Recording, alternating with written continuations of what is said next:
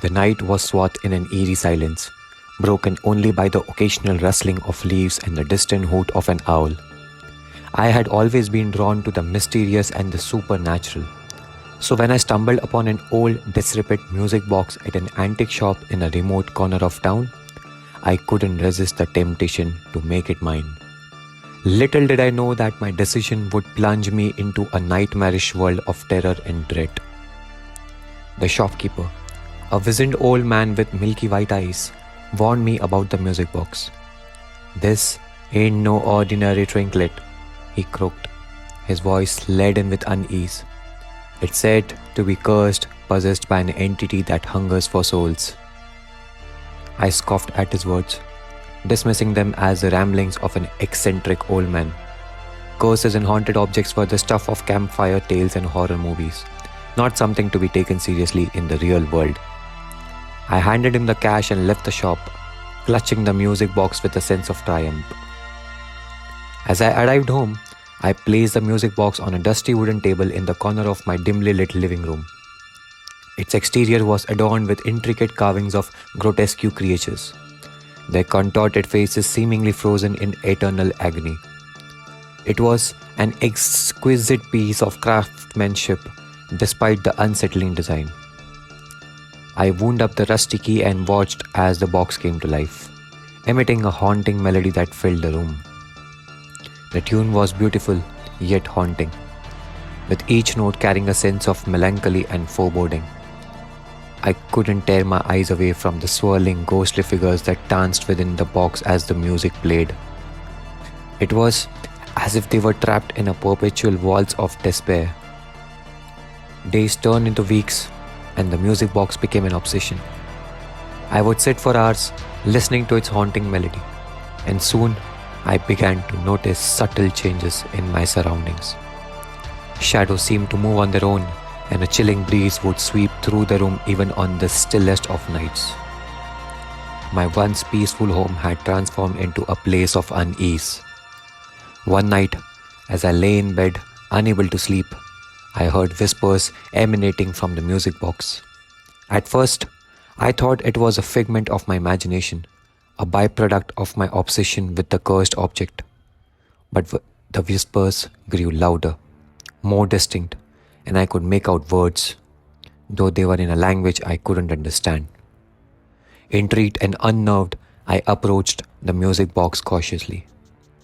The figures within were now moving with a frenzied energy, their eyes filled with malevolence. It was as though they were beckoning me, urging me to unlock the secrets hidden within. I reached for the music box and opened it, revealing a small ornate mirror inside. The whispers grew more insistent, and I couldn't resist the urge to peer into the mirror. What I saw there chilled me to the bone. My reflection had twisted into a grotesque, nightmarish visage, and I could feel a cold, clammy hand gripping my soul, pulling me deeper into the abyss. Terrified, I slammed the music box shut and stumbled back, gasping for air. The whispers faded, but the malevolent presence lingered in the room. I knew then that the old shopkeeper's warning had not been mere superstition. The music box was indeed cursed, and I had unleashed something beyond my comprehension. I tried to rid myself of the cursed object, but it seemed to have a sinister hold on me.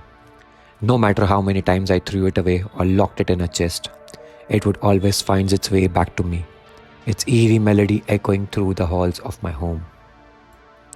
With each passing day, I could feel myself slipping further into madness. The shadows that once haunted my peripheral vision now clawed at my sanity, and I would wake up in the middle of the night, drenched in cold sweat, with the music box playing its haunting melody in the darkness. Desperation led me to seek the help of experts in the occult, but none could offer a solution to my plight. They all warned me of the grave danger I was in and urged me to break free from the music box grasp, but it was easier said than done. As the days turned into weeks and the whisper grew louder, I realized that there was only one way to end the nightmare. I had to confront the malevolent entity within its music box and put an end to its torment. With trembling hands, I opened the music box one final time, gazing into the mirror. The grotesque reflection leered back at me, and I felt a surge of dread and determination. With all the strength I could muster, I whispered a prayer and shattered the mirror with a heavy iron candlestick.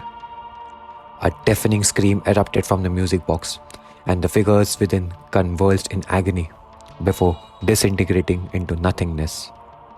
The room was filled with an otherworldly wind, and I could feel the malevolent presence dissipate. The curse was broken, but the toll it had taken on my sanity and soul was irreversible. I was left haunted by the memories of the bewitched music box and the malevolent entity that had nearly consumed me. So, I offer this cautionary tale to all who may come across cursed objects or dabble in the supernatural. Be wary of the allure of the unknown, for there are forces in this world that are beyond our understanding, and once they are unleashed, they may never be tamed again.